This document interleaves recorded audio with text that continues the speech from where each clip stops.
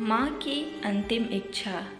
वृद्ध आश्रम से बेटे को फ़ोन आया कि माँ का अंतिम समय आ गया है, आकर मिल लो।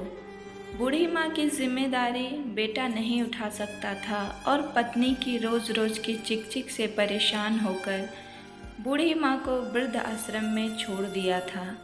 कभी कभी माँ से मिलने आ जाया करता था, लेकिन कुछ महीनों से बेटा अपने काम में इतना व्यस्त हो गया कि उसे माँ से मिलने का समय ही नहीं मिला और ना ही माँ के स्वास्थ्य के बारे में जानने का।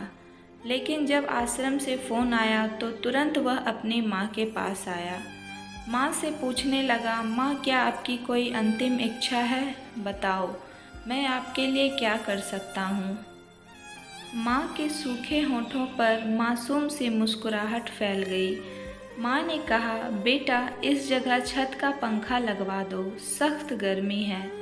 बेटा आश्चर्य से माँ को देखने लगा कि अंतिम समय में माँ को यह क्या सूझा और कहने लगा, माँ इतने साल तुम इस आश्रम में रही, कभी शिकायत नहीं की, फिर अंतिम समय में यह कैसी शिकायत। माँ ने कांपते हाथों से बेटे का हाथ पकड़ा और कहा, बेटा मैं यह तुम्हारे लिए कह रही हूँ। मैंने तो जैसे तैसे गुजारा कर लिया, लेकिन जब तुम्हारे बच्चे तुम्हें यहाँ भेजेंगे तो तुमसे यह गर्मी बर्दाश्त नहीं होगी। इतना कहते ही माँ की आत्मा परलोक सिधार गई और बेटा आश्चर्य से माँ को देखता ही रह गया।